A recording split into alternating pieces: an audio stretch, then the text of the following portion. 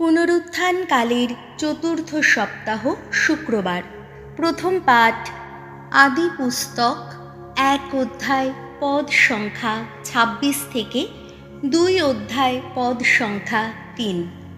সেই সূচনা লগ্নে ঈশ্বর আকাশ ও পৃথিবী সৃষ্টি করেছিলেন।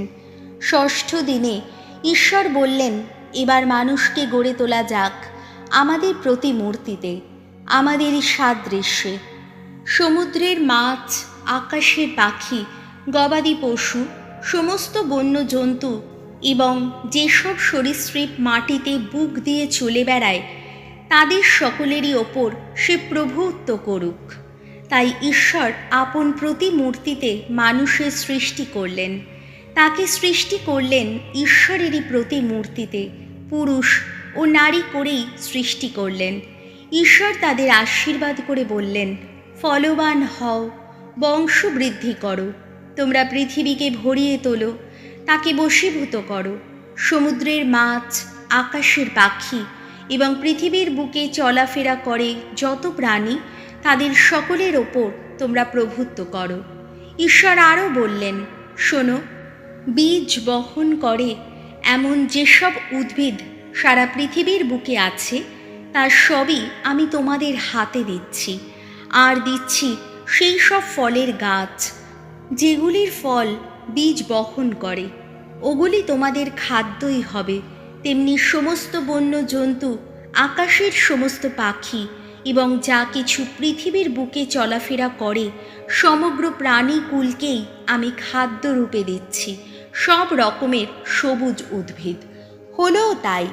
ঈশ্বর এবার তাঁর রচিত সব কিছুর দিকে একবার তাকিয়ে দেখলেন, সত্যিই তা খুবই ভালো হয়েছে।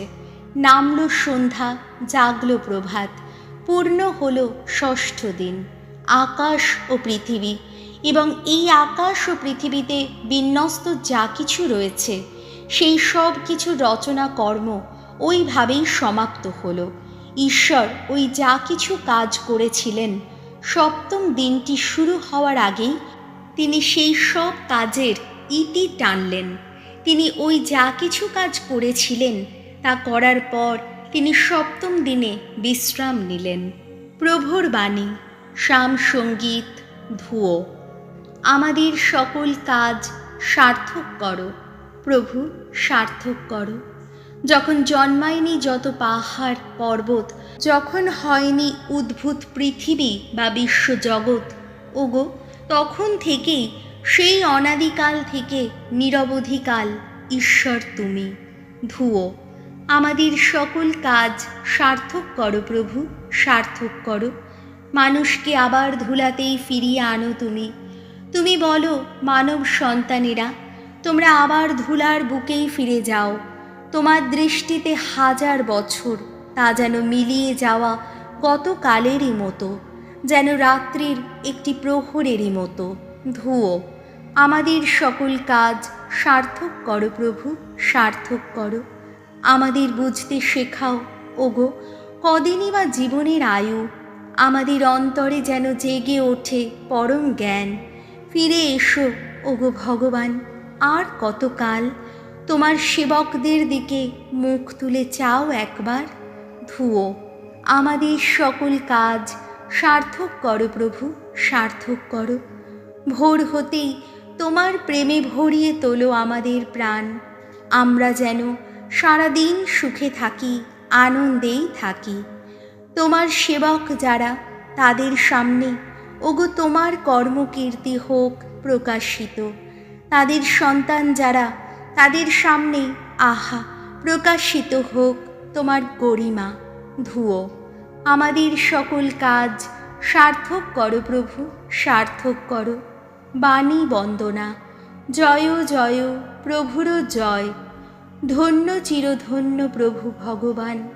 আমাদের পরিত্রাতা তিনি, আমাদের সকল শ্রমের ভার বহন করে নেন তিনি।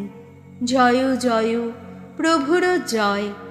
মথি রচিত মঙ্গল সমাচার 13 অধ্যায় পদ সংখ্যা 54 থেকে 58। যিশু একদিন নিজের শহরে এলেন। সেখানকার সমাজগৃহে তিনি লোকদের এমনভাবে উপদেশ দিতে লাগলেন যে সকলে অবাক হয়ে বলতে লাগলো, এত জ্ঞান আর এমন সব অলৌকিক কাজ করার শক্তি ও পেল কোত্থেকে? ও কি সেই ছুতোরের ছেলে নয়? ওর মায়ের নাম কি মারিয়া নয়? আর ওর ভাইদের নাম কি যাকব, যোসেফ, শিমন আর জুদা নয়? ওর বোনেরাও কি সবাই আমাদের এখানে নেই? তবে এত কিছু ও পেল কোত্থেকে? তার প্রতি তারা কেমন যেন বিরূপ হয়ে উঠল। তখন যিশু তাদের বললেন, প্রবক্তা শুধু নিজের দেশে নিজের পরিজনদের কাছেই অসম্মানিত হন, আর তার প্রতি লোকদের এমন অবিশ্বাস দেখে তিনি সেখানে বেশি অলৌকিক কাজও করলেন না। প্রভু যিশুর মঙ্গল সমাচার।